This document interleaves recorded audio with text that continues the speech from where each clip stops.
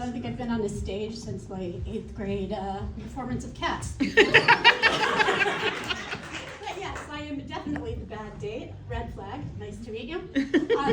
So I was with my ex-husband for about 18 years. When we got together, you know, you just got drunk and slept with people. If that happened enough, you ended up dating, blah, blah, blah. So I have no idea how to go on dates. So I met somebody, I think it was on Hinge, and we talked. We kind of worked in the same area of town. So we were getting along great online. Turns out, though, he lives 45 minutes one way from that town. I live 45 minutes the other way from that town. So we're kind of far apart. But when we were going to meet, I volunteered. I said, I'll drive out there. There is traffic. We're in Seattle. So I thought I gave myself plenty of time, but I didn't. So I got there, and he picked this restaurant that's kind of a house in the middle of the neighborhood. So there's no parking whatsoever. So I'm driving around, texting him. I hate to be late. I'm a Virgo. It's against my religion. So I let him know, and he texted back. He's like, well, they're not going to see us till you get here. I'm like, oh, driving. So up and down. I finally find kind of a spot where I'm just like, you know, a foot and a half into somebody's driveway, but if they swerve, they can get out. So I parked there, and I booked to this restaurant. I'm going as fast as I can, up hills, down hills, blah, blah, blah, because I feel so bad that I'm late. So I get there, and I say hi, and he's nice, gives me a hug, and I'm panting. But I'm trying not to. So doing that thing where you just don't breathe so they don't hear that you're breathing hard. makes it worse. But I'm like, okay, this will be gone in 5 minutes. So we get led upstairs and seated. The waiter comes over. He said, can I get you anything to drink? I said, I just have water. He told us what the special was, some kind of pasta or something.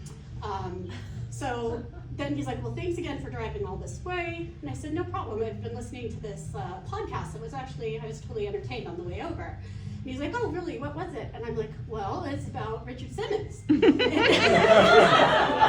Simmons, I'm like, oh, yeah, it's fascinating. And so I started to say a little bit about it, and I could tell by the look on his face that he didn't understand how fascinating it was. It can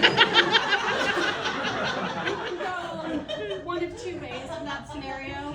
You can, give it up, or you can say, no, I can convince him. I just kept talking about it. It's like, you really like Richard Simmons? And I'm like, well, no, it's just that it's a really good podcast. But now that you mention it, when I was like 10 or 11, if I was left home alone, I'd just like put on my leotard and pop in and sweat to the oldies with Richard Simmons, and then do aerobics for 30 minutes, make myself a virgin daiquiri, and I could not have been happier with this. The greatest time of my life. So now that you mention it, maybe I really do like Richard Simmons. And he just went, huh. And I'm like, luckily for me, the waiter came over, asked for our order, and I had been so deeply involved with my discussion about Richard Simmons that I hadn't even looked at the menu. And he's like, are you ready to order? And he said yes, and I'm like, oh. And I wanted to be agreeable, so I didn't say I have no idea what you serve here. I just said, okay, I'll have the special pasta, whatever. So then we start having a regular conversation. I'm like, you mentioned you're going to Vegas. Are you going to do anything in Vegas? And he was talking about some cars that he likes to drive, that you can go there on a track and whatever. He seemed like a nice guy, and it was finally like normal conversation. They brought the food out. I was asking him about his family, whatever else. And my food that I ordered was this big pasta dish with a bunch of clams, which I'm not. It's not kosher. Whatever, I'll eat around the clams. Okay, so he's talking, and I take a bite of this pasta, and this is, okay, let me preface, I like spicy food. I like spicy Indian food, spicy Thai food, spicy chicken, whatever, I like it. This was by far the spiciest thing I've ever eaten in my life. And not only that, I didn't know it was gonna be spicy. So I take a bite of this and instantly just, right up the nostrils, I can't stop coughing, I can't stop coughing. And he's like, are you okay? It's spicy! He's like, are you okay? I'm like, I'll be right back. So I went to the bathroom and like try and get myself together, and I'm like, what are you doing? I'm looking in the mirror, So I kind of got myself together, but I was still sweating and still but I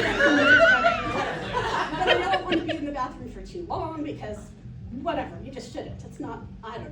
So I got back to the table, and I'm like, sorry, I didn't know it was going to be so spicy. I just wanted to. So he's like, well, you're okay. I'm like, yeah, I'm fine. As I like chug water after water after water. So just continue the conversation, and for some reason, it's just subconscious. I just took another bite. And,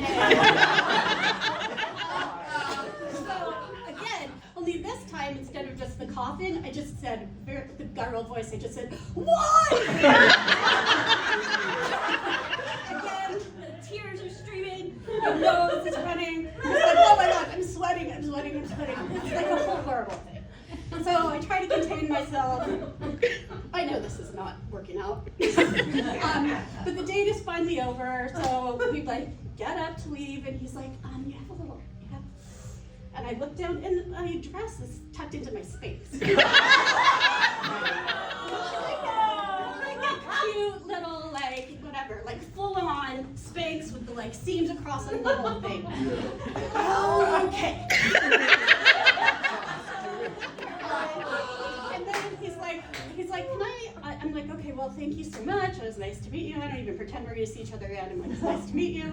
He's like, I think I better walk you to your car. And I'm like, no, that's okay. You're going to just walk me to my car.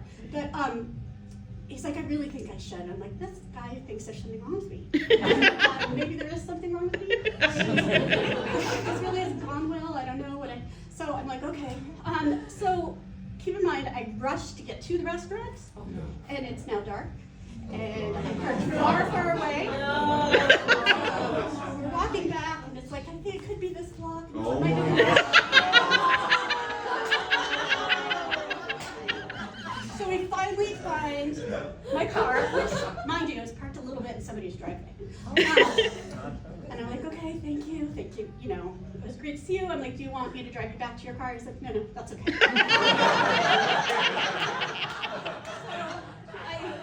I have like a deep 30 minutes of self-loathing, like just deep self-loathing. So I lower the thing to see in the mirror, and like I want to see what this like eyeliner situation is. I have been sweating and crying, whatever. And that is when I noticed the noodle.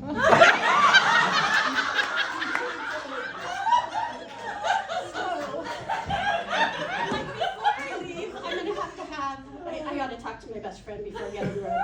So I texted, I just said, I cannot believe I put in 3 hours for this date. And then I was going to like send this whole thing about all the ways I embarrassed myself, but all of a sudden, ping, and I sent that to him.